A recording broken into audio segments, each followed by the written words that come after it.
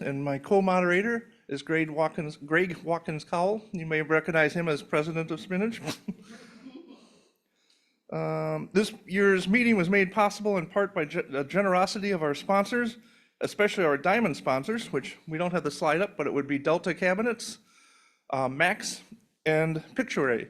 So please visit them in the sponsor area, say hi to them, talk to them, find out what they can do to help you with your specimens and collections.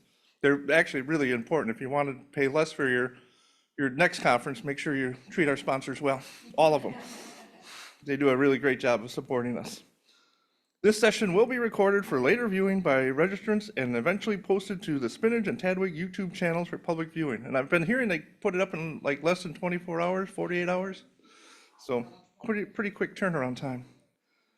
Please speak slowly and clearly. I have trouble with that, so don't follow my example. And you got 5 minutes, so it'll probably be somewhat quick. For the benefits of all audiences. We probably won't have a lot of time for questions in between talks, but we do have some time at the end. So if you have a question, you want to save it up, that would be perfect. And that goes true for the folks on Zoom. Do we have anyone on the Zoom channel, Greg? All right, they'll be pouring in the next minute or two, don't worry. All right, well, I finished, I got 2 minutes to spare. And you start, yeah. Yep.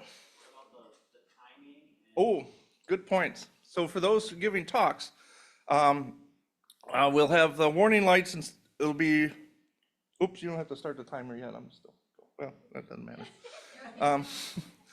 We'll have the warning lights come on at 4 minutes. So you'll have 1 minute to talk when it turns yellow, and then that red, you'll have to please leave the stage. And if you're given the next talk, you should probably be right at the steps so you can come up and use all of your time, because there's going to be little time for transitions and we don't have a break. So we want to keep on schedule as best as possible. So 4 minutes, 1 minute, try to be up there right before your talk ends. Let's see, we still have a minute or two. Anything else I forgot? All right, introduce myself. My name is Paul Mayer.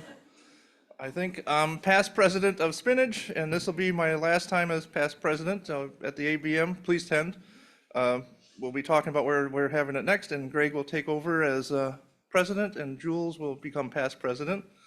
I'm at the Field Museum in Chicago, and I'm the I'm the fossil invertebrate collections manager there for about 16 years. My talk is on a spectacular Devonian trilobite specimen, Dalmanites pratteni, P16704, that's our catalog number, from Illinois, and to help shed light on how trilobites' eyes worked. And I actually turned this into an extended specimen abstract, and now I have 6 slides and I'll never get through them all. So let's see. How do we? Mouse click? Okay. So if you want to advance slides, speakers, it's the mouse click. And so this specimen was on loan for 47 years from the Field Museum, and we just got it back this summer, at the beginning of summer. And so these are some photographs. The key thing to note is that it's a little crushed on one side, and it's kind of distorted. And if you look from the top view, you can see this is kind of a nice round thing. Top of the eye is a nice round curve, and this is kind of a V-shaped curve. And so it's got some damage to it. You can also see places where it's been chipped. And that'll come into play a little bit later on. It was found in this area on right by the Missouri-Illinois border. This is called the Devil's Backbone. And it was mapped as Devonian rocks when this was first found in the 1930s, actually before 1930, it was first published on 1930 by Harry Pratten, who was part of the David Dale's Owen expedition. But this is something he did in his spare time, and then it was donated to the Field Museum. And then here's my one really nice animation. Oh yes, it's working. Special effects, no expense spared. So there's a bunch of faults running through here, and at the time it was just simply listed as Devonian, but now we're pretty sure it came from this end section from the Devonian Clear Creek Chert, which means it's the uppermost lower Devonian, Emsian. So we got a little bit better data on that now. And then, oh, here's that view of the specimen, and you can see the curved eye and then this kind of distorted eye. And what I wanted to do was count the number of lenses. It was listed that it probably had over 770 lenses. And if you look closely, you can see these nice straight rows, so it'd be easy to kind of fill in the gaps where this was. except for if you notice this row of lenses rolled up over on top of this one. And so that's part of the distortion. And here you can see a better view. I think this is a whole row, but they're kind of buried underneath there, so it's a little bit odd structure. And I found a couple places where there's probably a missing row. It's sort of at an angle, so the row just kind of disappears. So it made counting difficult. And so what I did is just took a lot of pictures and put it into a drawing program and put circles, and the black circles are where I'm pretty sure there's a good lens. The red circles is just sort of where I'm following the pattern. And then the green ones I just kind of added because there's a row underneath, but then it disappears, and I just followed it through. And so I got a couple different answers for how many eyes this animal had, and I just grafted them. And the left eye had 733, the right eye 712, but there's a bit of a chip here.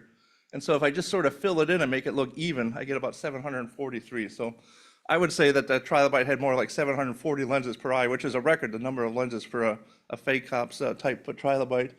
But it's a little bit less than what was listed as about 770, which is in the literature.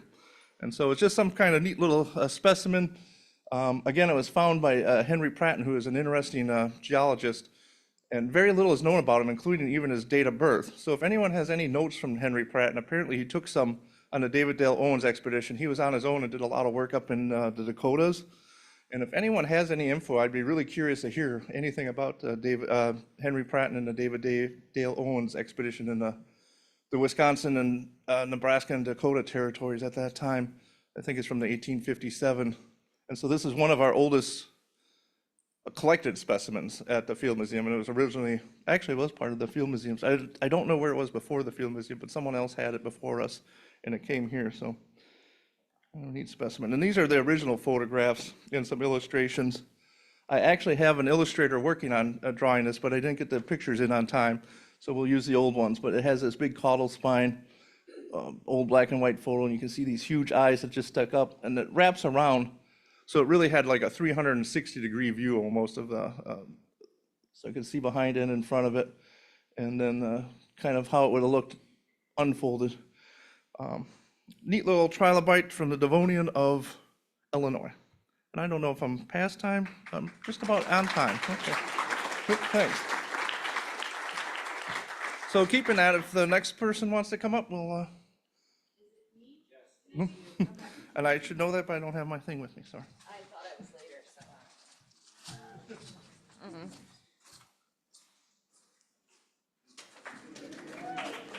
so.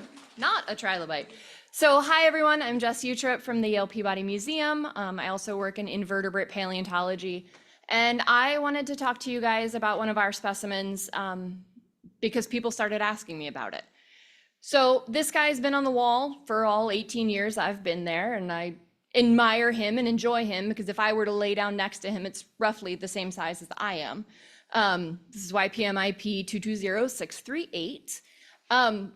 But what it is the head is a cast of an actual specimen from the New York State Museum, and the rest of it is a reconstruction based on smaller, more complete specimens. So this is Styloneurus lacoanus, well, initially described as such, it has been reassigned. And it's a euryprid, a sea scorpion. They're meristomes related to things like horseshoe crabs, but extinct, unfortunately. And Charles Beecher, who was the first curator at the Yale Peabody Museum in invertebrate fossils, is the one who did this reconstruction in the 1890s. And the reason it was asked about was because he made lots of them. And he started working with Henry Ward of Ward Scientific, who many of you know and probably have specimens from. So the University of Michigan had reached out to me because they had just rediscovered theirs and it was not in the best shape. And they wanted to get some information about what materials maybe were in it so they could try to conserve it and then put it out on display. And then as I was looking into it, the Smithsonian has one. In their 1899 annual report, it's Gift of Charles Beecher, one of these guys. And there was actually a whole individual printed catalog that Ward did just for this. So if you have one, I would love to know, because I'd like to put together a list and then photographs of them, because ours is painted lovely gold and red. The one that's at the University of Michigan Museum of Paleontology as not quite so gaudy. But the other really cool thing about it is that Beecher actually wrote an article about this shortly after he finished this. And I'm just going to read it because people underestimate invertebrates so much. In the animal kingdom, the attribute of bigness has come to be regarded as one of the prerogatives of vertebrates. On this account, invertebrates seldom receive credit for having a size of more than a fraction of a cubit, and are looked upon as objects to be held in the hand or viewed under a lens. Altogether, the animal as restored has a length of nearly 5 feet, 147 centimeters, and with the legs extended, it would measure about 8 feet, or 242 centimeters, across. So the legs you can see are kind of down now, but presumably it walked with them out more. It is not intended to claim any high degree of accuracy for this restoration, but merely to represent in some graphic form an animal approximating in size and character an individual of the species Styloneurus lacoanus. Its size alone was the chief incentive for attempting a reconstruction, and some sacrifice of exact detail may well be allowed in order to make any presentation of this magnificent arthropod. And that's what I love about invertebrate paleontologists. You know, people kind of underestimate us because they're like, oh, you work on snails, you work on clams, they're these little things. And Beecher was like, you know what, we have cool big stuff too. I love the little stuff, and he loved the little stuff, and actually did a ton of work on ontogenetic series of little tiny baby brachiopods and trilobites. But he wanted everyone else to appreciate them too. And he felt the need to just make this huge, grandiose thing, get it distributed out to museums around the world through Ward, and make everybody try to appreciate invertebrates a little bit more, which is why I brought him here for you today. So, thank you.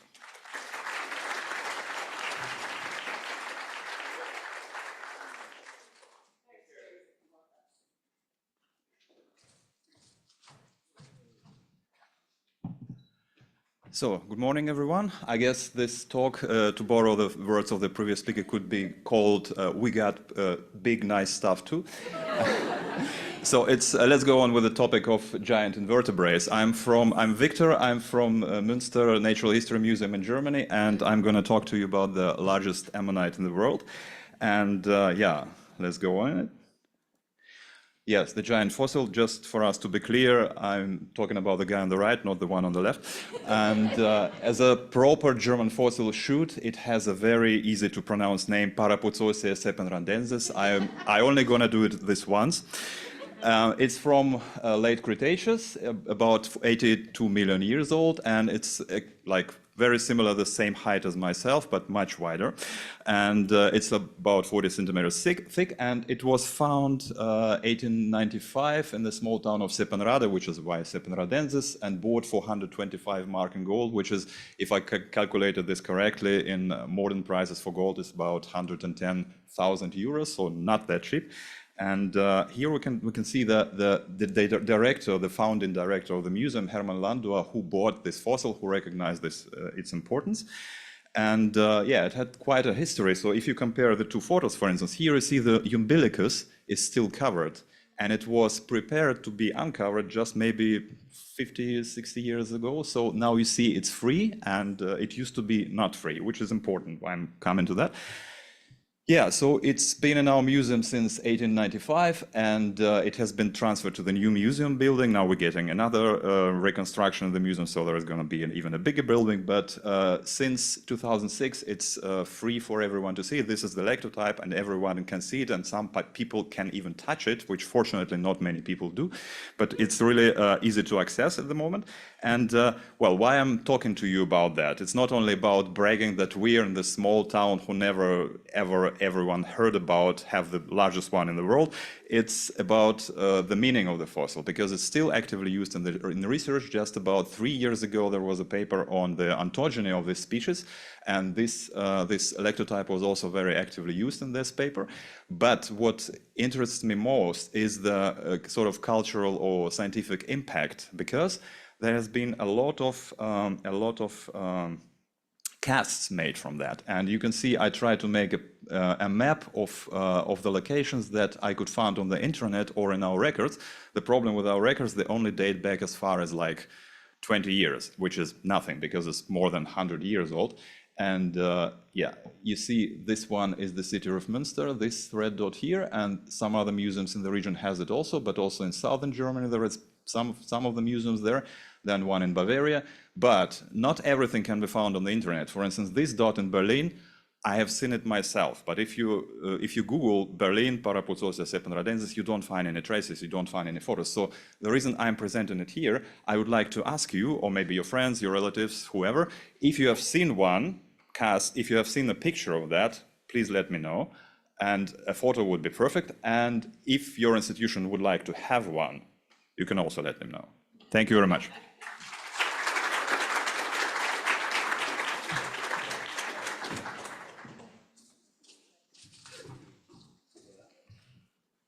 This is not me.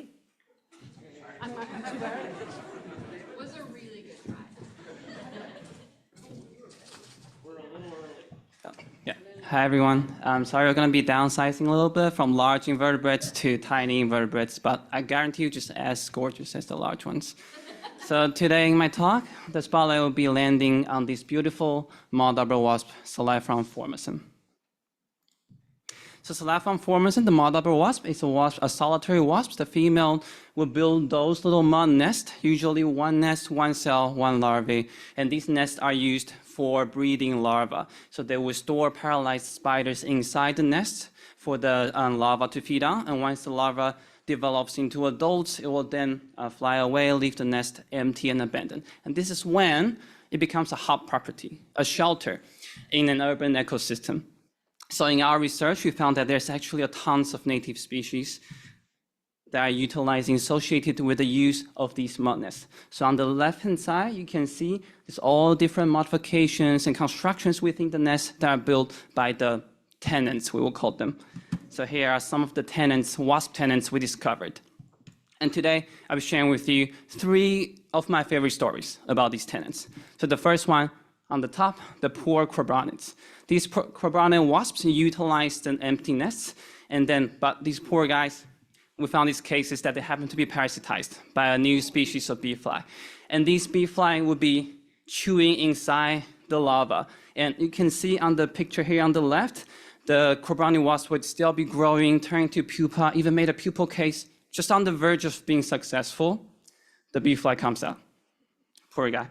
And the next story, the bottom right, on my right, the flat-mate Epipompulus. So remember we talking about storing paralyzed spiders? Some of the spiders were already being parasitized or hosting parasitoids. So in this case, one of the spiders accidentally brought back already hosting a new species of spider wasp. So these 2 lovely wasps growing together in a single bedroom studio.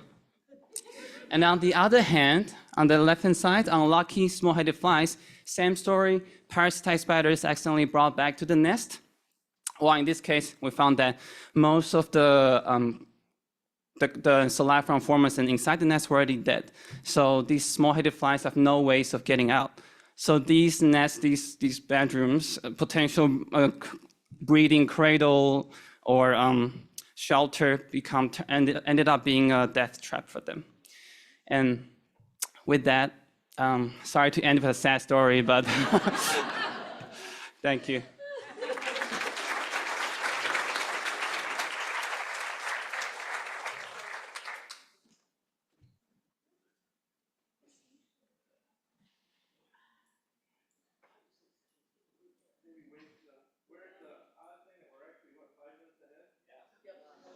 So if anyone has any questions for the last couple of speakers, use the microphone.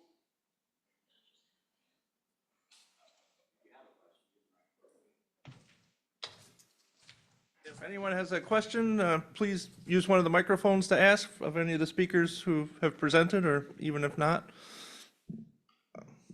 Is there anyone online with anything? Oh, go ahead. I have a question for the last speaker.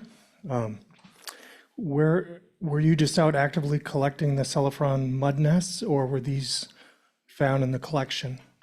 I was actively collecting The nest in all around the urban area in ACT, mostly the city area, underpasses, tunnels, back tunnels, such thing. We're collecting total more than 600 nests. That's how we discovered.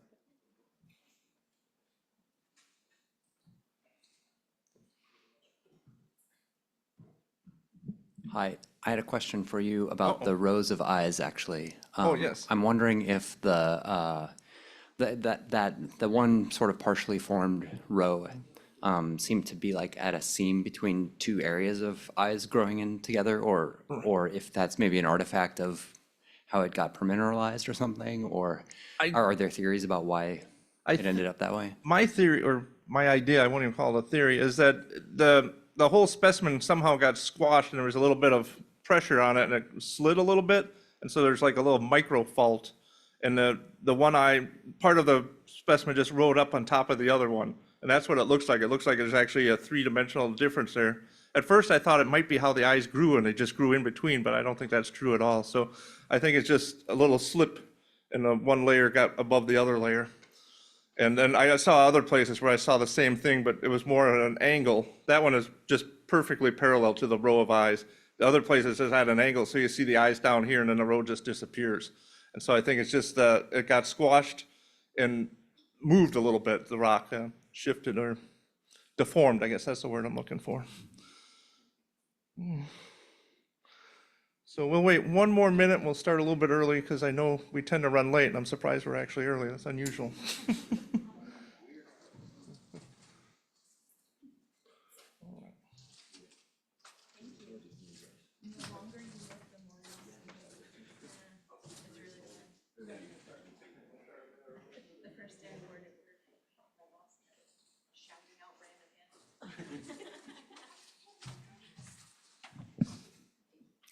Good morning, everyone. My name is Stefan Curth, and I'm from the Aquazoological Museum in Düsseldorf. And today I want to talk about nothing less than the greatest experience one can have as a curator, namely the discovery of a new species in one's own old collection. But let me start somewhere else. The institute I'm working for, the Aquazoological Museum, is both an aquarium, a zoo, and a natural history museum. Each year, we welcome about 500,000 guests in spite of having just 2,000 square meters of exhibition. We preserve a natural history collection that is about 1 million specimens large, and among them are about 150 type specimens, which are mostly malacological. The collection was founded by Theodor Löbbecke, who was a pharmacist and a collector of seashells in the 19th century. And being a pharmacist, he liked to put his shells in small boxes of medicine, as you can see here on the left. Since his days, the collection of malacology was never curated by a specialist malacologist. And so it comes as no surprise that we really lack experts, and thus the collection still contains hidden treasures. And so we reached out to the Club Conchulia, which is a club of mostly German-speaking enthusiasts interested in seashells. And it took only little time until we convinced them to help us and to work as volunteers in our collection. And maybe it was no surprise that in a collection that was not really looked at for over 150 years, it took little time until one of these volunteers, Roland Günther, who specializes in the genus Angaria, discovered a new species in our collection drawers. And there you can see it. It's not even particularly beautiful, I think. But nonetheless, this discovery was very, very special for us. Happens not every day in our case. And I think this example is good to show what great value can have volunteer workers, especially in small museums such as ours. We have only 4 people taking care of the whole collection of 1 million specimens. So we absolutely need these guys to do great things of research. For 150 years, this specimen and this species was overlooked, and yet it was in front of our eyes all the time. Thank you so much.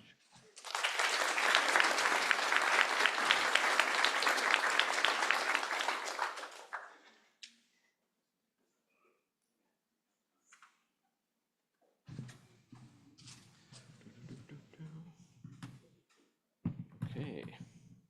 Ah, close. Almost enough room. Right. Okay, good morning all. My name's Mike Rutherford. I'm the Curator of Zoology and Anatomy for the Hunterian at the University of Glasgow. And today I'm going to be talking about the lizard with a double-ended tail. But is that all? So here it is. This is specimen GLAHM 120240. And it's been on display in the Hunterian Anatomy Museum at the University of Glasgow for more than a century, just labelled as lizard with double-ended tail. So it's a medium-sized specimen, about 250 millimeters long. Going on the whole theme so far this morning, that's kind of quite big for a lizard, depending on the genus, depending on the family. So mid-range. Is this an interesting enough reason for it to be in this lightning session talk? Maybe not. There's lots of examples of lizards with double-ended tails, so there's two tips to the tail. This is not that uncommon a phenomenon. It's due to the autotomy behavior. So if a lizard is victim to a predation attempt, and sometimes they don't fully shed the tail, they might just partially sort of break the tail, and then at the break point, another tail may start to grow, resulting in the double tip. And this is something that's, if you look around the internet, there's quite a few examples of double-tailed lizards, and quite a few end up in museums because of the curiosity aspect, so displayed for that reason. Is having a lizard on display in an anatomy museum a good enough reason? Perhaps not. There's actually double-tailed lizards on display in our rivals, the other Hunterian. This is down at the London Royal College of Surgeons, and they have several specimens of lizards with two tips to their tails. And it's quite common to actually have animal specimens alongside human remains in anatomy collections because of the trend for teaching comparative zoology, especially in the late 1800s, early 1900s. However, the real reason that I brought the specimen to the Spotlight talks is that I only recently identified it, or at least partly identified it, in a very serendipitous and timely way. I'd seen the lizard before when I was getting to know the anatomy collection, because I only started at the museum in 2021. But as it was displayed alongside other human remains, basically showing various malformations, I didn't pay much attention to it as a zoology specimen. But months later, when conducting a tour, we just have very occasional tours in the Anatomy Museum, a visitor pointed out a mistake on one of the specimens on that shelf. And so in closer look and trying to make sense of the catalogue error, I was sort of closer look at the lizard and realized it was very similar looking to one in our zoology collection that I'd just been studying earlier that week. And I realized this made it a member of a very particular special set of lizards. So this is where it gets interesting. This is an endemic genus, well, mostly endemic to Jamaica, called Celestis. And the specimen in the zoology collection I'd been studying was a Jamaican giant gallywasp, Celestis occidus. I actually spoke about this specimen at Spinach 2023. And this genus and species has unfortunately been victim to many extinctions, largely because of loss of habitat, introduction of rats and mongoose predators in Jamaica. And so many of the gallywasp Celestis genus have disappeared from the island. And even worse, there are only few examples of these lizards in museum collections. As far as I can work out, for Celestis occidus, there's about less than 30, and most of those specimens are in either Europe or the USA. So finding a Celestis sitting on a shelf is really quite a nice moment. Further investigation of an old register written by Professor Alan Thompson, who was the head of anatomy in the mid-1800s, provided a very tantalizing clue to its provenance. He wrote, "Large lizard, ? The gallowasp from Jamaica, given me by Dr. Douglas McLagan in 1853, found in the swamps in the southwest part of the island, piebald colour much brighter during life, as stated by Dr. M's correspondent, Dr. McFarlane of Montego Bay." The only trouble is I'm slightly wary of connecting this record with the specimen because there's no mention of the double-tipped tail. But there aren't any other gallywasp specimens in the anatomy collection, so it's quite sort of likely. But anyway, so the finding of this gallywasp was timely because it meant that as an institution, the Hunterian had a second galley-wasp, because the first giant galley-wasp, the one in the zoology collection, had recently been offered to be repatriated back to Jamaica. And this was a way of building up relationships with other museums and part of our decolonization process we're going through. And the reason that I sort of suggested it for repatriation, because it was endemic, more than likely extinct, but mainly because at that time, there were no known specimens of this species in Jamaican institutions. And that repatriation actually went ahead in April 2024, when curators from Jamaica actually came across on a knowledge exchange visit, and we had a lovely week getting to know each other and checking out the collections, and then they went back home with the galley-wasp. But because we have this other galley-wasp in the collection, we can carry on telling the story of not just its extinction, but of the relationship building that's been going on. At the moment, I'm still processing the information to confirm exactly which species of galley-wasp this is. I've taken tissue samples, and we also had tissue samples of the one that got repatriated and some other specimens, and our genomics team at the University of Glasgow are in the process of analysing those. We've also done scale counts, but the trouble is there is still a little bit of debate about the exact numbers and speciation of the giant galley-wasps in Celestis. There's about 3 species where there used to be only 1 recognized. So I've got a little bit more work to do. So maybe by time next year, I'll be able to confirm everything there. But just like our previous speaker, it's amazing what interesting and significant specimens you can find when you start really digging into your collections. Thank you very much.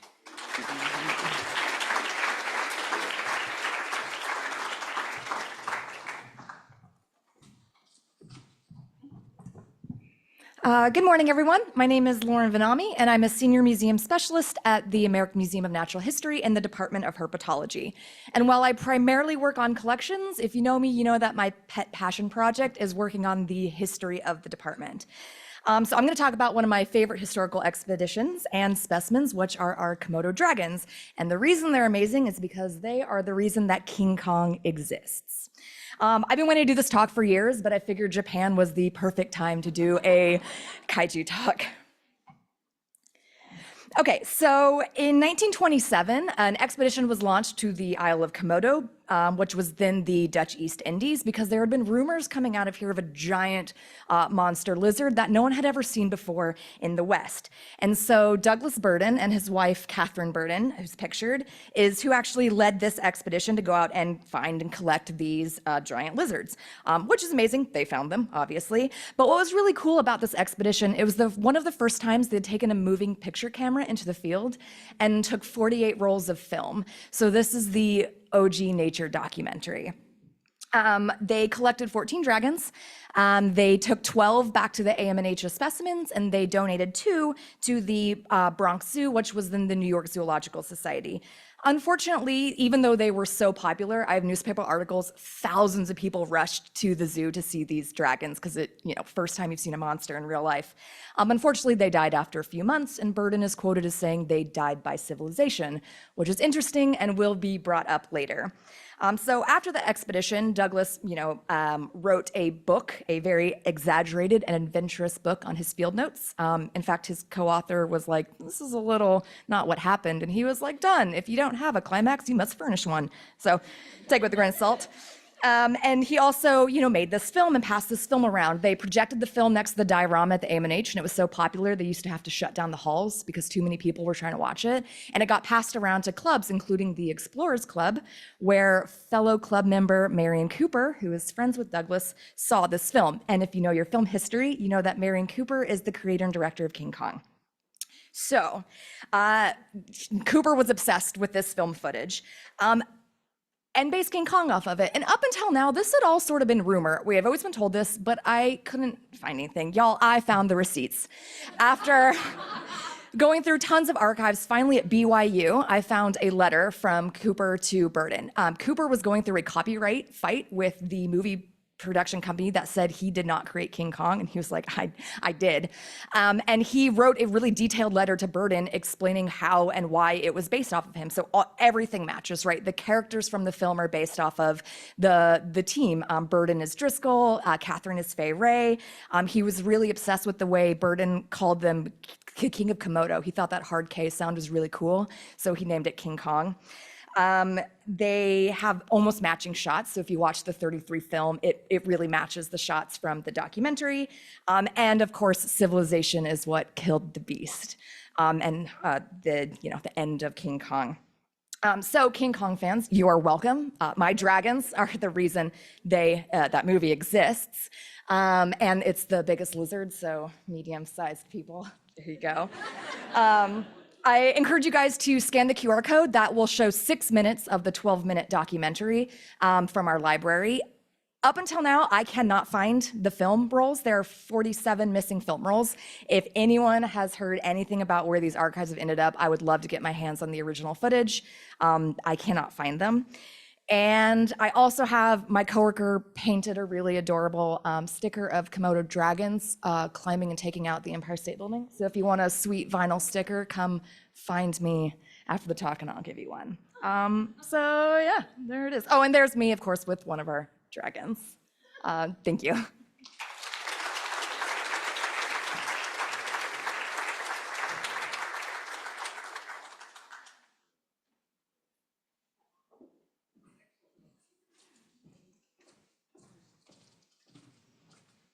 Hello, I'm the second Lauren in the lineup.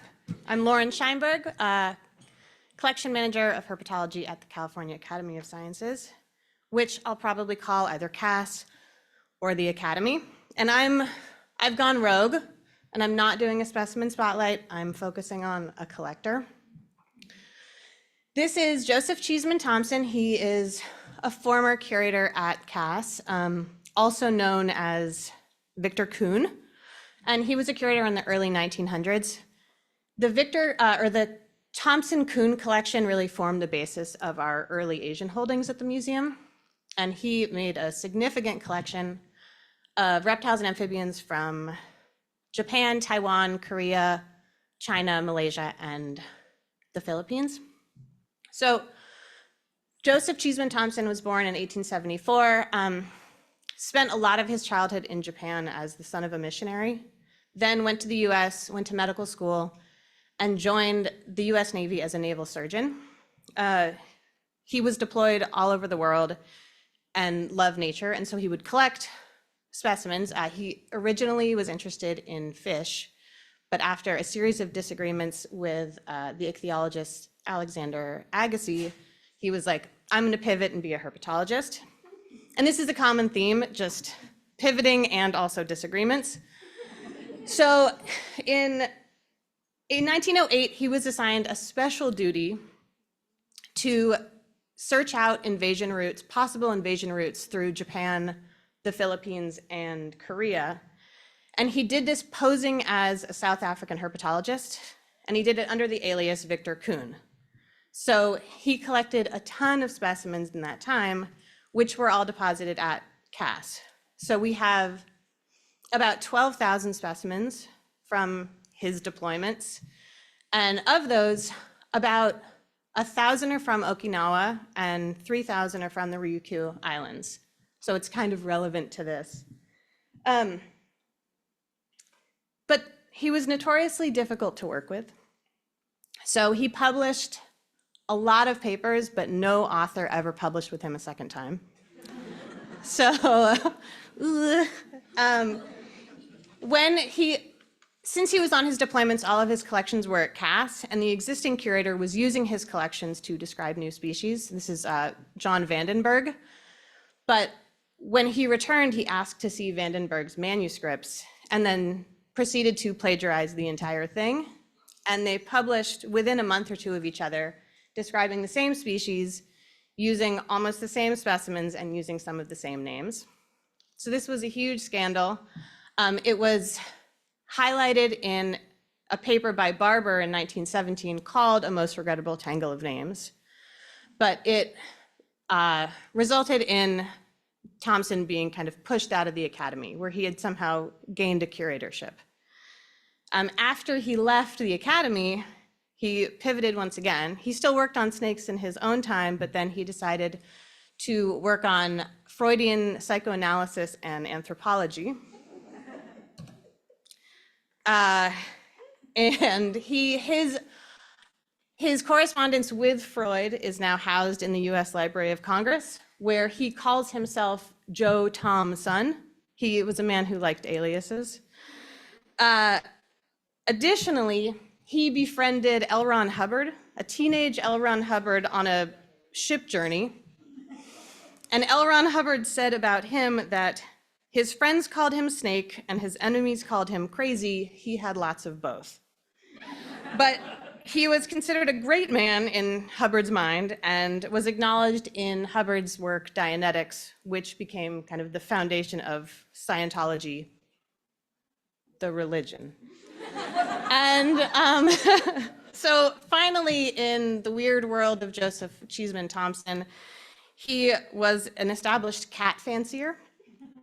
He had a cattery in San Francisco called Mao Tien, or Cat Heaven, where he bred Siamese cats. He had 45 cats that lived on a diet of lean meat, liver, grass, and fish. And he was also the first person to introduce the Burmese cat to the West, where they were recognized as an established breed by the Cat Fanciers Association. That's a Burmese cat over there. And he died in 1943 of a heart attack and left $10,000 to his favorite cat, White Devil Cat. So that's Joseph Cheeseman Thompson.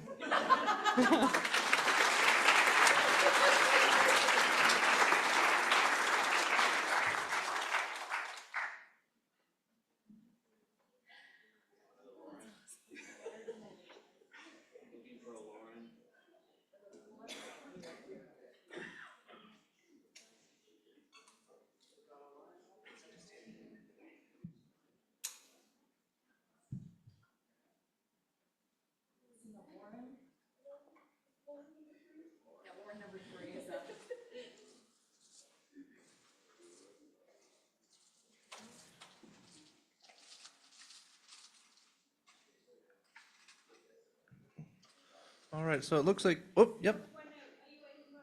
Yes.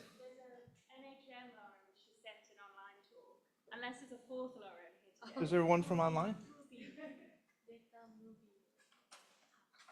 What?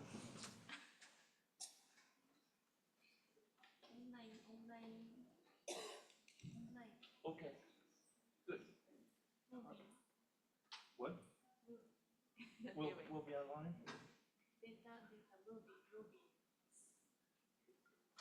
Do you have it in your plan? Yes. Okay. Well, yeah, okay. You can start now. Yep. All right, so this is the final talk in the Lauren portion of the talk, so. And it's online. The next two are online, is that correct? Hi everyone, I'm Lauren. I'm a conservator at the Natural History Museum in London, and I'm going to talk about a pair of specimens figured on the right for this lightning talk. This is a mounted mating display of blue birds of paradise with the male on the left and the female on the right. They were mounted in 1899 by Shields of Belfast for the then Walter Rothschild Zoological Museum, now NHM Train. I chose to speak about them because, in addition to the specimens, the original historic mount is also significant, and the recent conservation work is part of a longer, more storied object history. I worked on these specimens for the Birds, Brilliant and Bizarre Temporary exhibition, which is now on at the NHM London, but these specimens are normally on permanent display at Tring. Taxidermy bluebirds of paradise are moderately rare in collections, especially mounted displaying males like this one, and especially mating pair displays like here. They are one of the species hunted nearly to the brink of extinction for the Victorian fashion market and are still targeted today for their vibrant plumage. The mount was made bespoke for the specimens also by Shields of Belfast and is well documented. It was made in a similar manner to taxidermy specimens, with an inner support wrapped in straw or wood wool and covered with an outer skin of plaster, and it had begun to deteriorate. Additionally, the male specimen had originally been mounted right side up, which is to say upside down. The males display upside down like in this photo, but at the time this wasn't well known and resulted in the male being erroneously originally mounted upright. Well, sometime around 1950, Tring was anticipating a very important royal visit, and it was decided that the male should be repositioned to a more accurate display arrangement. In order to do this, the male's branch was broken off at the mount and repositioned with, anecdotally, a hasty fill. The specimens themselves are in good condition, but the intervening years, the modified branch join and fill had failed, the mount had become unstable, and the specimen was at risk. The fill had deteriorated to become unsightly and powdery. I removed the failed fill, stabilized the male's branch and join, and added a new stable fill. I then shaped and painted the new fill to blend with the rest of the mount. Photo 1 is detail of the previous failed fill, and photo 4 is the new finished fill, and 2 and 3 are sort of steps in between. As part of this process, more of the original branch mount was also revealed. The work also revealed insight into how the mount and fill were constructed. I also stabilized other areas of the mount to ensure overall stability. This was a very successful treatment. The history of the mount, specimens, and the biography of the object was retained, as well as the male's position and original mount. The new fill is more aesthetically congruent with the overall mount, but remains identifiable as an addition, as was the previous join, and is well documented. The new fill also more accurately replicates other branch attachments, taking the focus away from the previously visibly deteriorating mount and putting it back on the specimens, which is appropriate here. Most importantly, in conclusion, the overall mount and the male specimen in particular are significantly more stable and able to return to permanent display after the exhibition. Thank you very much.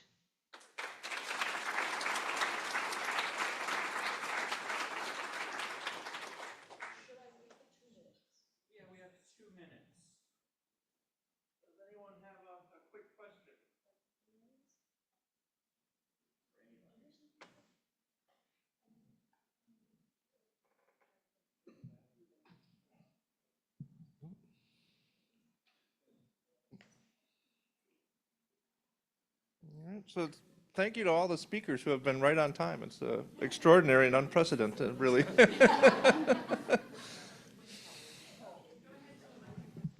Oh, Is there a particular reason why the bluebirds of paradise and specifically are rarer in collections? the-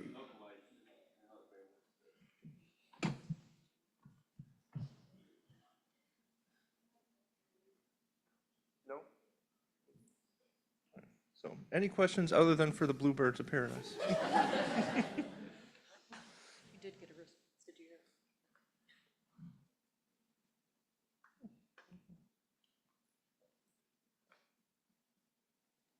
You can probably.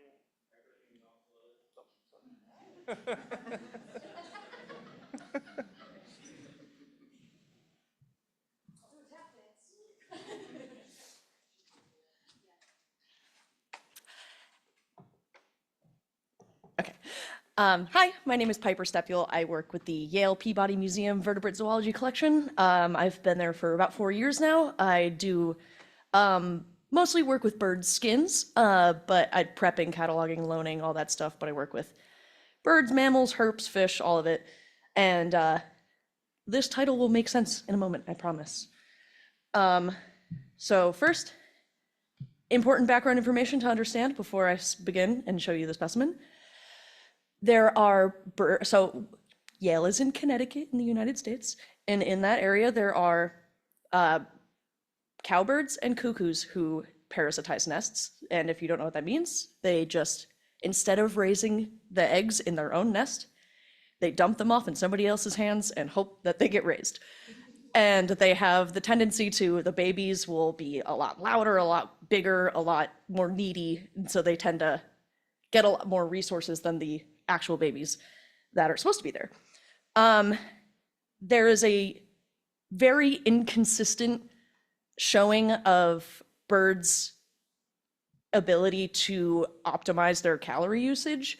So there are some birds that are just so pumped up with nesting hormones that they don't realize, and they're like, I don't remember that one, but I guess it's mine. And they raise it anyways, and that's usually the case.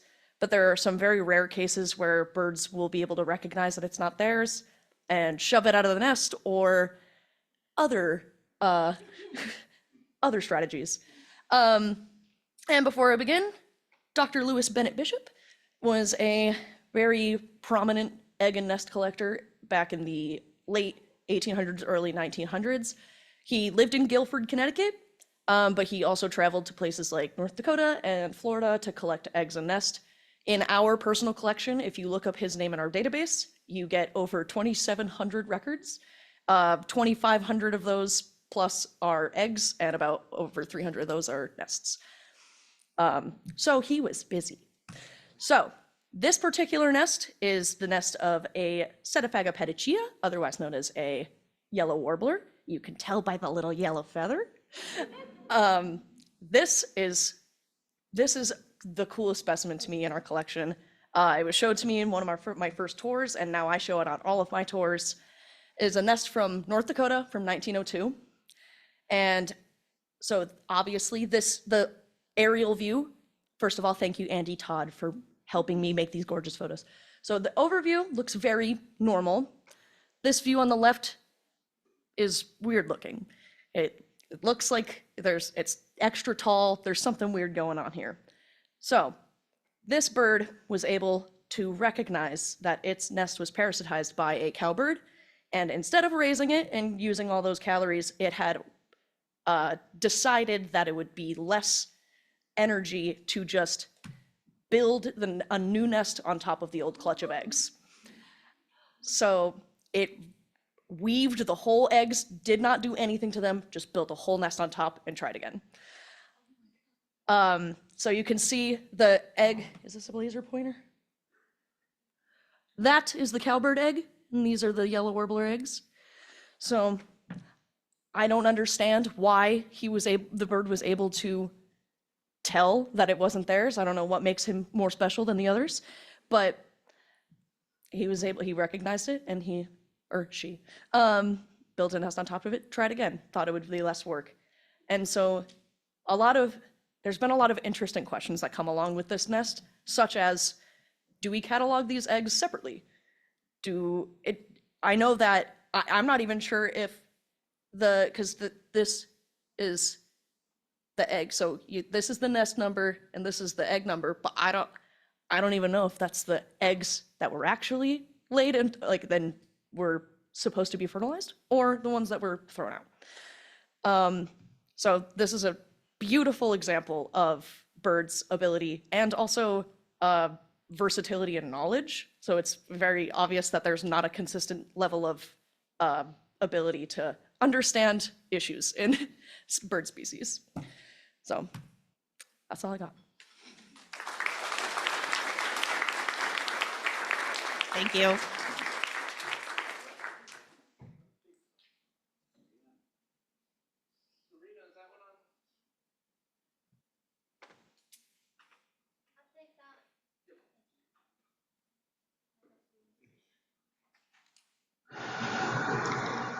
Hi everyone, my name is Serina Brady and I am the collection manager for the section of birds at the Carnegie Museum of Natural History. Today I will briefly discuss the section's current digitization efforts.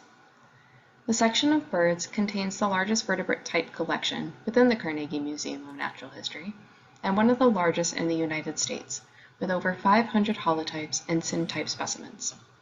In addition, we house over 200 specimens representing around 42 species within our extinct case. Notably, at least 5 of these species are exceptionally rare, with fewer than 20 specimens found in museums worldwide. Some of these include the New Zealand bittern and the Lyall's wren. Recently, I rehoused the specimens into new cases from Delta Designs, providing a more secure and climate-controlled environment. I have also attained a new digitization station to capture high-resolution photographs of these irreplaceable birds. Their specimen data is available online through VertNet, iDigBio, and GBIF. To help me understand particular equipment and photo processing needs for this sort of project, I pulled a few other collections that are currently or have recently digitized their bird specimens.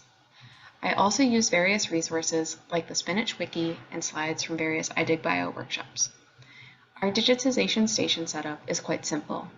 It has a Canon SLR camera connected to a desktop PC where I can control the remote shooting. Additionally, the PC runs the Canon utility software and Digital Photo Professional 4, where I can name, organize, and edit the photos. I generally use two lenses, a 100mm macro lens for anything smaller than a northern flicker, around 11 to 11.5 inches in length, and a 50mm lens for everything else. However, I've also used a 24 to 105mm zoom lens, and that seems to work as well. I take an average of 3 photos per specimen. The first is the ventral or the belly side, and then I try to take the right side, but I will take the left if the right is really not cooperating. And then I take the third photo, which is the dorsal or the back part of the bird. I also check to make sure the specimen tag is legible in all of the photos and to capture the front and the back of the tag. I will take additional photos of the specimen if there are multiple tags or if the tag is difficult to position and it's obscuring the feet or other features. I save 3 file types, the raw CR2 file, a JPEG, and a TIFF. Overall, I think the digitization is going well. Other than some lighting difficulties, the process has been going smoothly. On the left, we have the New Zealand bittern, which is specimen 1 of 2 in the world. The other is the holotype. And an image of Lyall's wren, a flightless songbird endemic to the small island off the coast of New Zealand, whose species was driven to extinction due to introduced cats. Although the photos are not currently publicly available, I aim to publish them and link them to the specimen records. My next step is to image the types and syntypes, and then move on to eggs and nests. So if anyone has any helpful tips, like how not to have specimens roll about, I would appreciate it. These photographs enhance the collection's digital record and increase its visibility, eventually making it more accessible for researchers. Thank you for your time. If you have any questions or helpful hints, please feel free to email me. Thank you.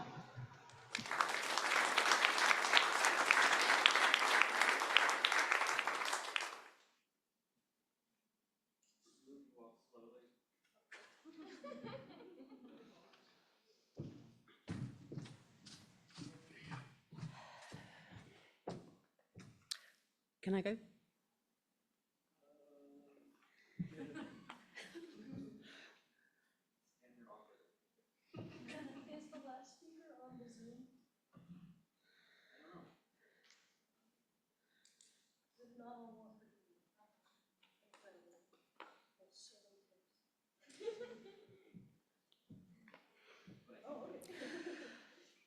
Okay, my name's Suzanne Ryder. I work at the Natural History Museum in London as a principal curator within entomology, looking after Hymenoptera and the historic collections of entomology.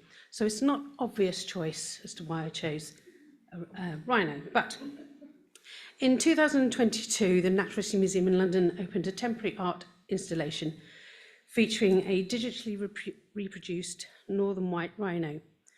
Alexandra Daisy Ginsberg was the artist of The Lost Rhino, and it presented a life-size projection of the rhinoceros slowly transforming from a series of pixelated forms into a high-resolution reproduction of an adult white rhino before disappearing completely in this sterile white box.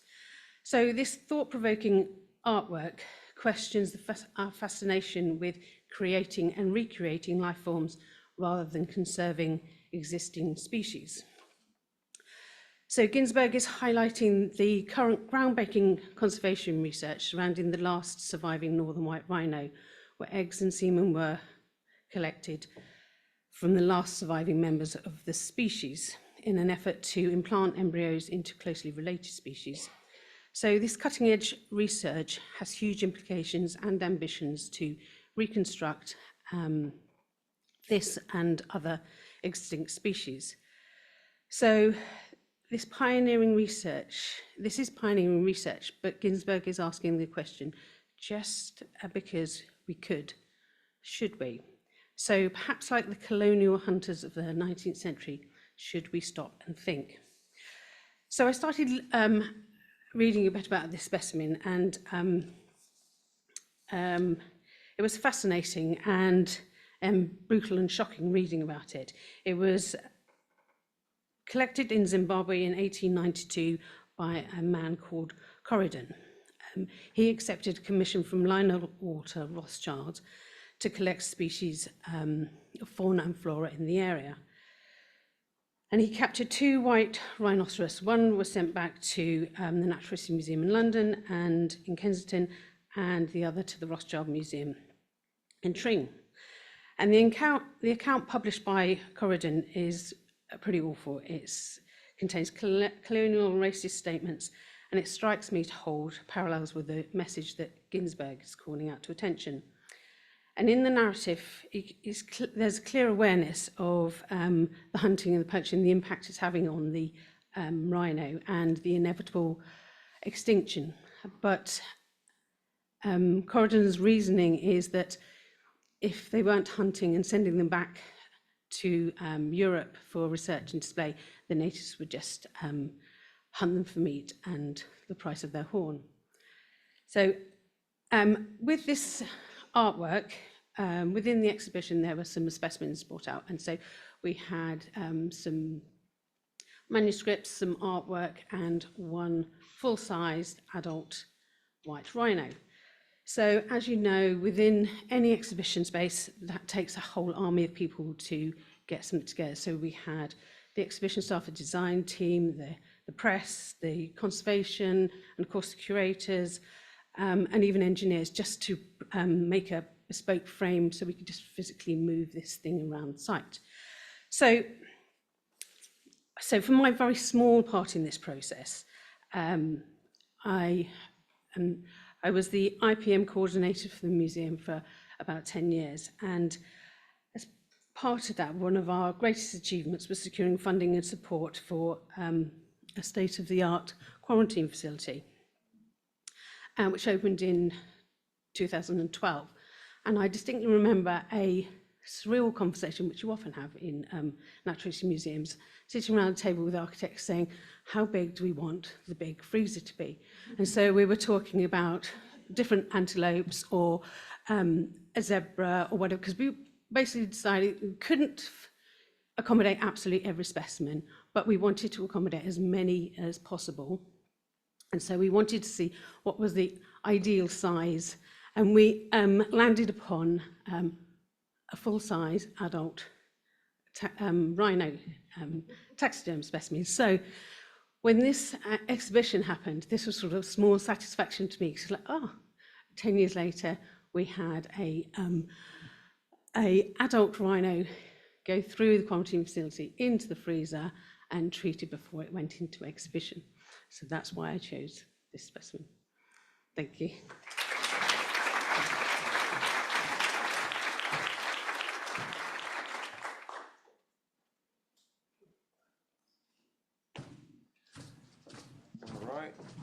Hello, everybody. Oh, stay in front of the mic. I did the same. Yeah? Hi, everybody. Where do I have the pointer? It's black. I can use the mouse. Thank you. What's that one? I have it right here. Sorry, that was a rough start. I am Mikkel Bartholdy, and I am part of the conservation unit at the Natural History Museum Denmark, based in Copenhagen. I brought a specimen story that I find very special. It's a taxidermied Sumatran rhinoceros. It's the one you see pictured right there. In 1959, Basel Zoo in Switzerland, Bogor Zoo in Indonesia, and Copenhagen Zoo in Denmark, they joined together in an effort to start a captivity breeding program for Sumatran rhinoceroses. The first expedition from this results in a return of 3 female rhinos, 1 for each of these zoological gardens. This rhino, Subur, moves into her new home in Copenhagen on a cold December night. There we go. She thrives, however, even though it's a cold climate. She has a heated den and a heated pond. She's healthy for most of her stay in Copenhagen, and it's only the relatively dry Danish climate that results in her receiving extra skincare during summer months, where she's basted and have extra cream on her back to stop hair from splitting and skin from splitting. The other two rhinos in Basel and Boger Zoo, they fare worse, unfortunately. After only 2 years after their captivity, they are both dead, and Subur is now the only live Sumatran rhinoceros in captivity. Later, the conservation effort falls apart due to civil and political unrest in the area, and Subur is never united with a mate. After 12 years in captivity, I think you know where we're heading. Subur, that's in 72. Subur, which I've been told translates to fertile in Malay. She died from complications caused by an infection in her ovaries. And she's handed over to the Zoological Museum for their scientific collections. Here, the hide is prepared for exhibit in a diorama to showcase Sumatran rainforest habitats to visitors of the Danish Museum. And the horns and skeleton is now a part of our scientific collections. The diorama was finished and unveiled in '86. When that happened in '86, there was an estimated to be less than 900 Sumatran rhinoceroses left in the wild. And 35 years later, in 2022, when the museum was closed and Subur's exhibit was closed, the number is down to an estimated 80 individuals in the wild. I've been told it's even less now, even just 2 years after. With the museum closed and the building to be emptied, the specimen was chosen to be on display in a new natural history museum in Copenhagen.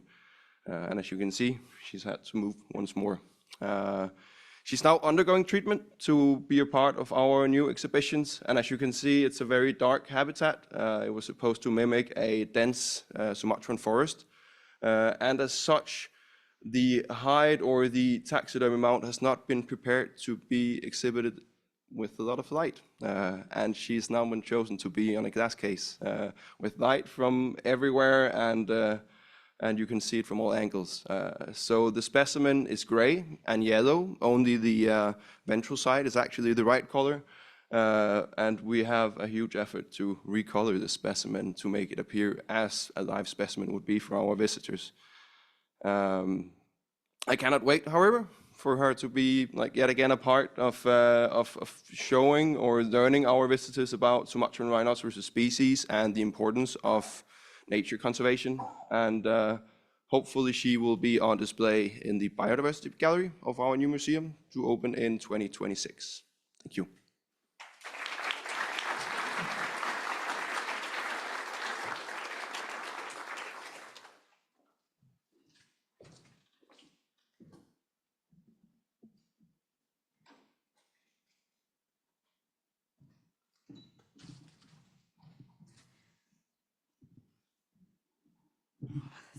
Give me a second to adjust this.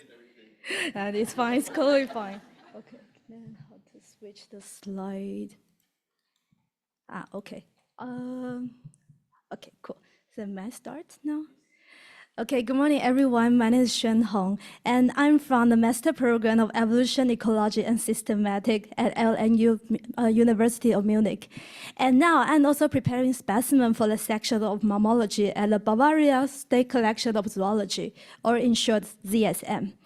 And ZSM is not open to the public. It's a pure research institute. So today, and since I'm the student assistant there, so I have the chance to see some cool collections, specimen in our collections. So today I want to introduce this special series collection in our museum, the Spitz monkey. And the photo there, you can see they are the Spitz monkey. And actually, they are not really well prepared. Like you can see some of them are in weird posture like this, or some of them are even bald. Then you might wonder why I want to talk about them. Okay, so first, you might already notice the red labels attached to them, and this indicates that they are the type specimen of the monkey, or more specifically, the South American monkey. Then the next question you might have is then why those South American monkeys would ended up in the museum in Bavaria? So the story began 200 years ago. A German zoologist, Johann Baptist Ritter von Spitz, he was selected to participate in an official Austrian expedition to Brazil. And this became one of the most important scientific expeditions in the 19th century. Spitz, he was the first ever European scientist to explore the Brazilian fauna, and he described many new species and even brought back more than 1,000 specimens back to Munich. And those specimens, including the monkey we just showed, and so that's why we call it the Spitz monkey. And the Spitz specimen, most of the Spitz specimens are stored in the ZSN nowadays, and they have also become one of the most valuable collections in our museum. Another reason why I want to talk about Spitz monkey is that 200 years later, a group of artists that associated with ZSN carefully portrayed the Spitz monkey specimen. And this illustration not only shows the scientific accuracy of the specimen in their current condition, but also some aesthetic elements like the native plant or the natural habitat is also added to the illustration.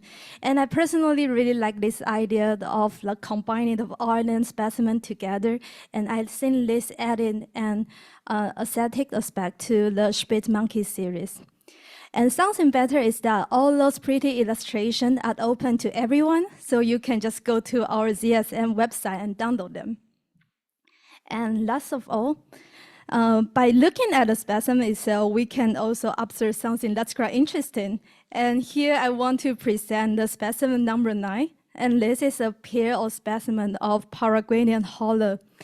And you can see that a female adult was carrying a baby like on her arm.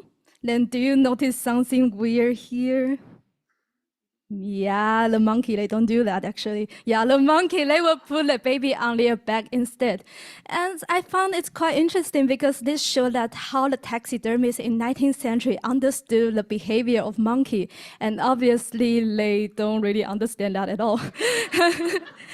Yeah, so this is the story about the Spitz monkey. Yeah, and this is super cute. I really like this one. And thank you for your attention. And if you have some question about Spitz monkey, and feel free to contact me. Or if you want to see it in person, feel free to contact my boss. Like she is the head of mammalogy section. And thank you again.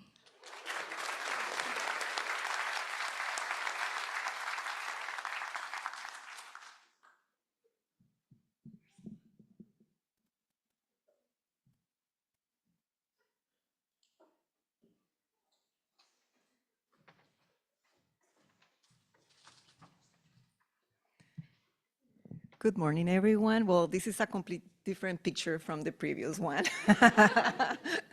That's the advantage of working with bones instead of the taxidermy. My name is Marthaa Velez, and I work at the California Academy of Sciences as a curatorial assistant in the Department of Ornithology and Mammalogy. And today I'm presenting the Life After Death, the value of zoo animals in museum collections. So this is one of my favorite specimens in the collection for many different reasons. One is because I had the honor to prepare it for the collection, and the number is CASMAM 34276. And second is because giraffes are one of my favorite specimens. And I met this specimen, or this animal, alive back in 2013 when I was visiting the San Francisco Zoo. Giraffe Camelopardalis reticulata has the status of endangered by the IUCN. And this specimen was born in captivity in Albuquerque Botanical Garden in June 2002 and died by the age of 18 in July 2020. How do I, oh, here we go. So here at the bottom, you see, this is my son when he was 1.5 years, when we were visiting the zoo, and we have the pleasure to meet this amazing specimen, and I recognize him because of the pattern of on the neck. He was a beloved giraffe by all the staff at the San Francisco Zoo, and he was even in the news. And I was an ambassador for his species at the zoo, beloved for all, all ages. When he died, It was so special for the staff at the zoo that at the time of the necropsy, they didn't open the skull. That normally is a normal procedure for the necropsy. So that's also make it special and beautiful for the collection. So what I want to bring for this presentation is what happened when a captive animal died at the zoo. It's still, the value of this specimen is still present for the museum collections. So the Academy has around 600 specimens from the San Francisco Zoo, and that started with one associated research back in the 1960s and until 1990s, that he received and prepared about 500 specimens for the collection. Today, we're still partnership with different institutions like the California Department of Fish and Wildlife, the Animal Care and Control, Wild Care Center in San Rafael, so many other institutions that we receive specimens and that help us to build a collection.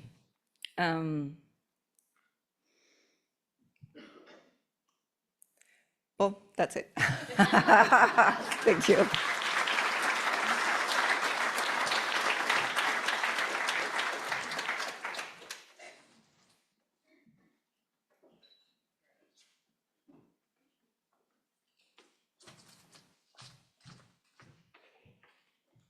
Hi, I'm Hannah Merchant. I'm a curatorial assistant at the Harvard University Herbaria in Cambridge, Mass, United States.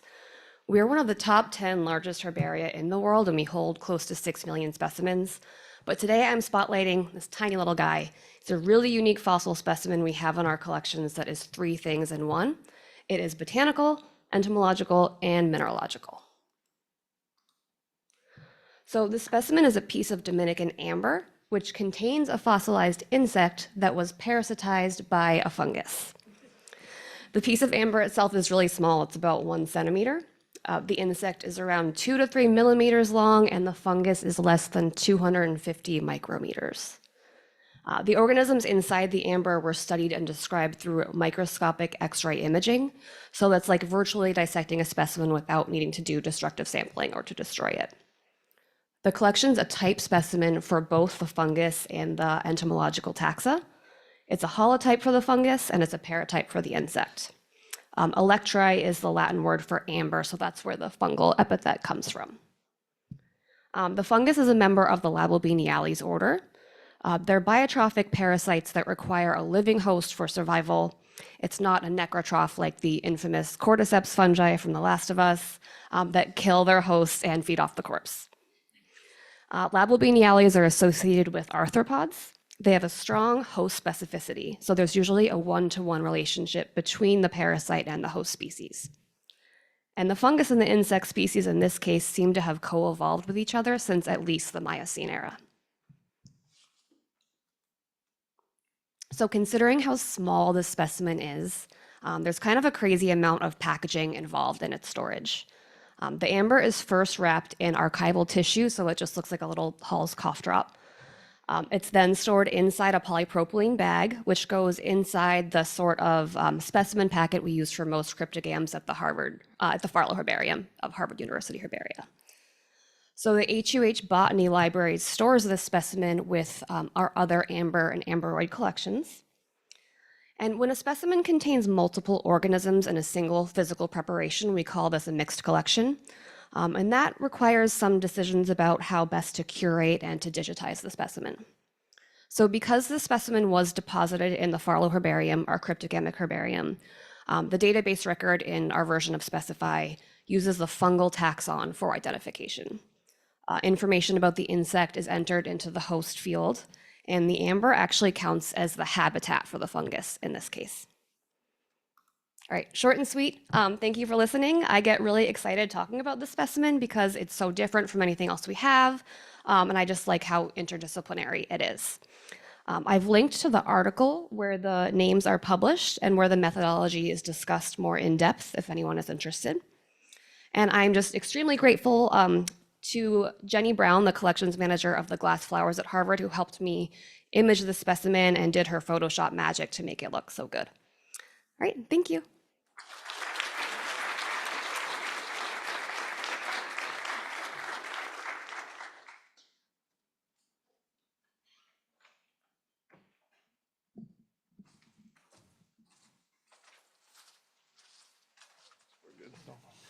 All right, so that was our last talk in the session. I'd like to thank all the speakers, here we go, who did a wonderful job and really kept everything on time too, so I'm kind of amazed by that. So thank you very much. I think all the stories were excellent. We got time, the next, the coffee break, the tea break is at 10:30, and so we got time for some questions, discussions. Anyone with a question or approach a microphone and ask away to any of our speakers? Yes. I just have a question for Lizard Lauren. Can I have a sticker?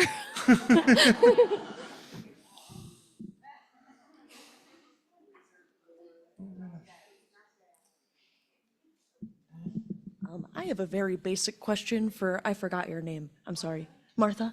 What's a typical lifespan of a giraffe? Yeah. Okay, so is that kind of a young death? It's pretty good. All right, just curious.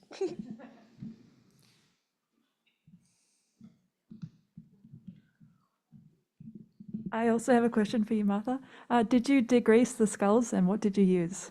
Wait, can you answer to the microphone because people online can't hear otherwise?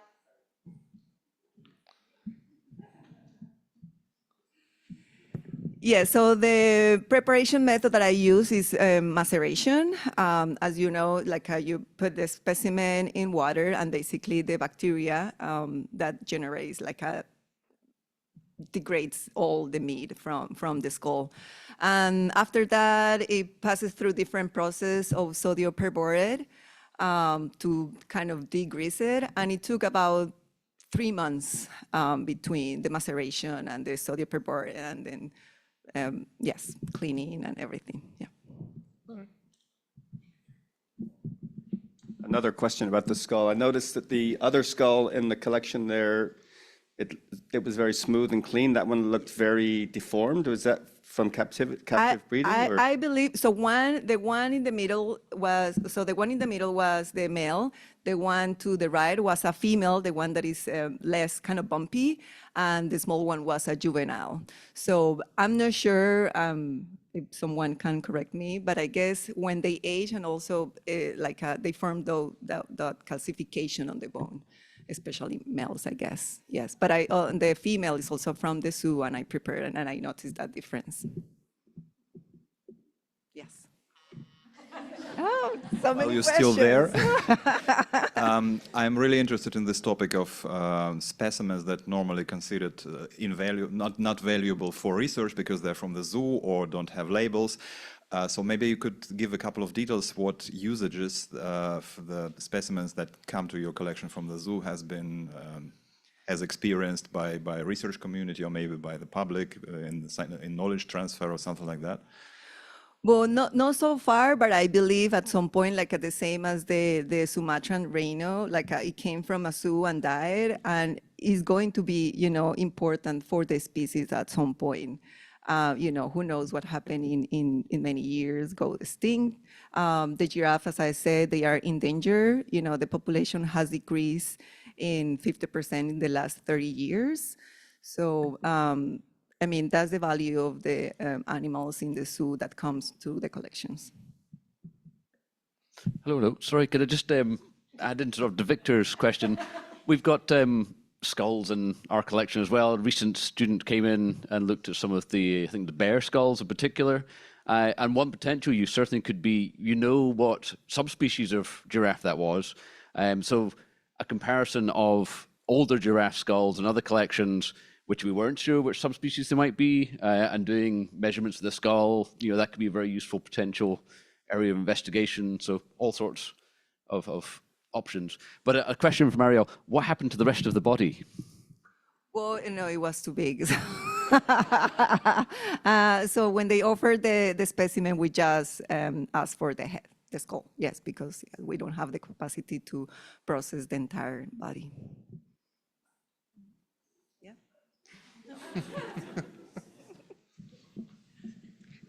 So this is a question for any collections people who, and Greg, I'm looking at you too, who get animals from the zoo. I know zoos are very good at tracking parentage of animals born in captivity. Is that something that then follows the specimen when it comes into the collection so that, you know, kind of that like initial genetic diversity is preserved? Thanks for the setup. You're welcome. We just got a grant from National Science Foundation called ZooMu, which bridges the gap between zoo databases and museum databases, and is 5 years of funding to get people together to talk about what good is the giraffe head, that kind of thing, all in one room, trying to get K-Emu to talk to Species 360 and vice versa.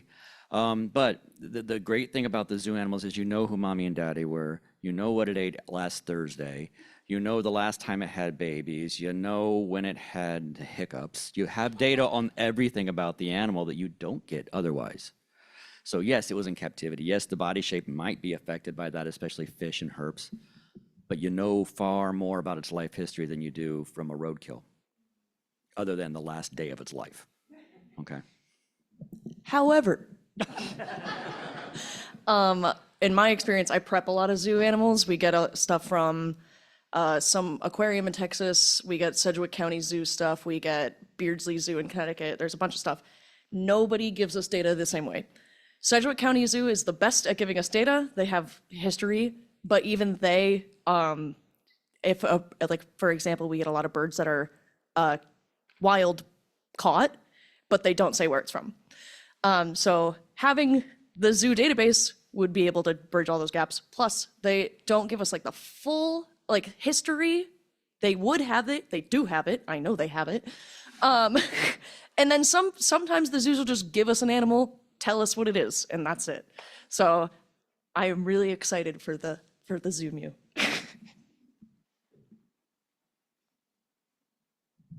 Hi. I'm going to just put a plug in. I'm giving a talk later on captive orangutans that relate very much to some of the questions you have about the use and value of captive animals and having provenience data. So that's sometime this afternoon with El Presidente here. So. And I just have another anecdote about zoo animal uses and Komodo dragons.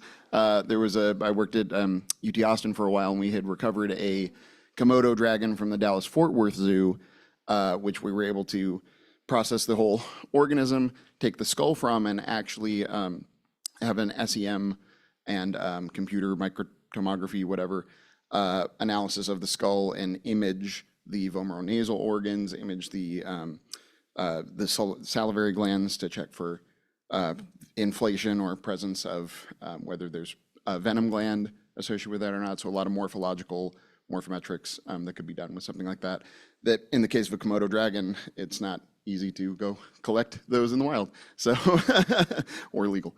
But so that was one use that bridges the gap with a lot of those. So anything you can do with that, but especially I think the morphological analysis can be done, but maybe more with orangutans. So.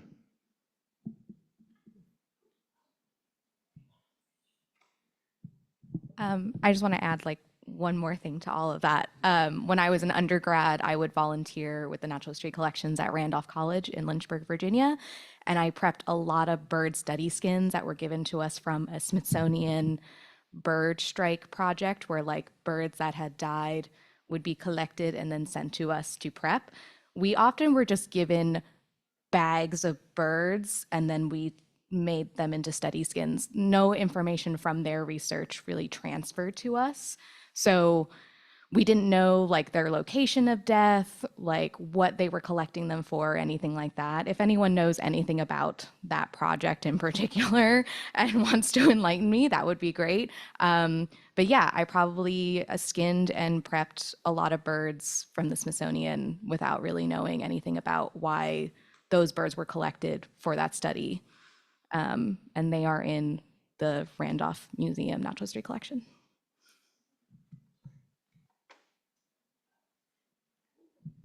I can answer that question on a very, very, very high level, just because I'm familiar with the project. A lot of the things that come in through the forensic bird lab are not able to be released for public information. So that's probably why they didn't provide very much information. Like I said, I'm aware of who the curator is and like very, very high level, but I'm sure that that's probably at least a little bit of it. And some of it could be too, like, did what information did they think you wanted?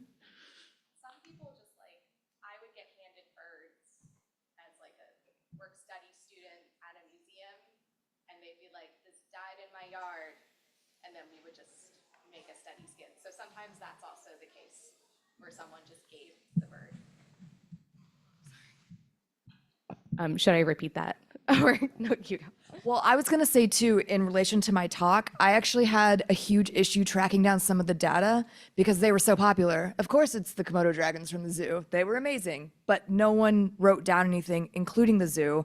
I anecdotally know that they died and came back to the museum, and it's most likely the 2 zoo specimens are 2 of the 3 in the diorama. Nobody wrote anything down because they're like, well, no one's ever seen one before. It's obviously that one, but 100 years down the line, nobody has any real information. And a lot of our zoo specimens, they aren't even recorded as zoo. It's just no data. And you assume that it might be a zoo specimen. But, you know, the New York Zoological Society's been open for 150 years. And 150 years ago, no one thought to note it was a zoo specimen. It's just some no data thing that they brought in. So in those really old collections, we often don't know either that it's zoo, other than we can guess it's no data.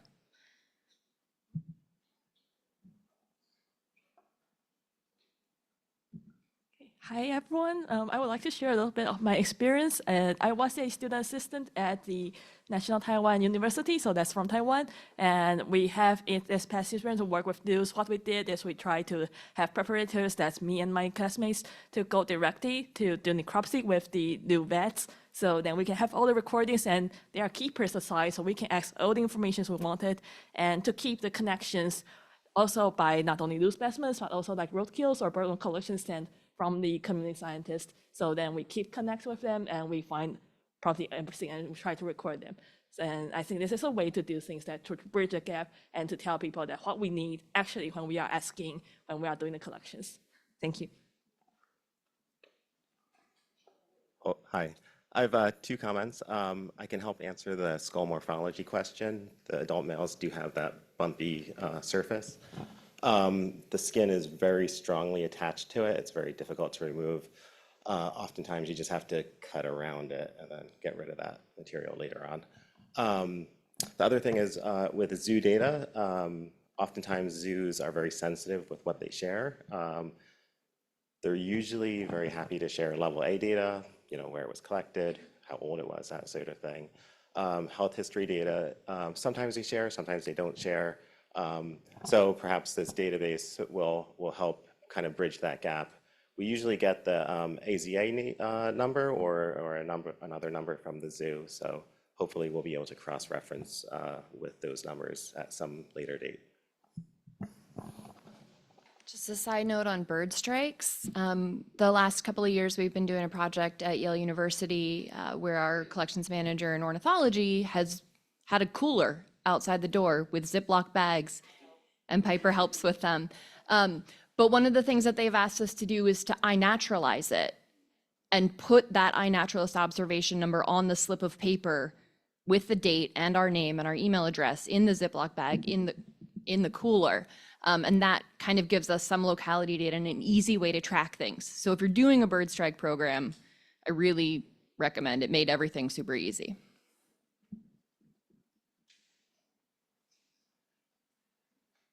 All right. Well, we're just about at the tea break, so thank you for all the discussion. Thank everyone for attending, and especially thank you all of our speakers. Thank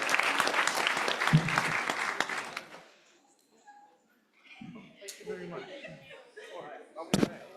Will you be here 1 second?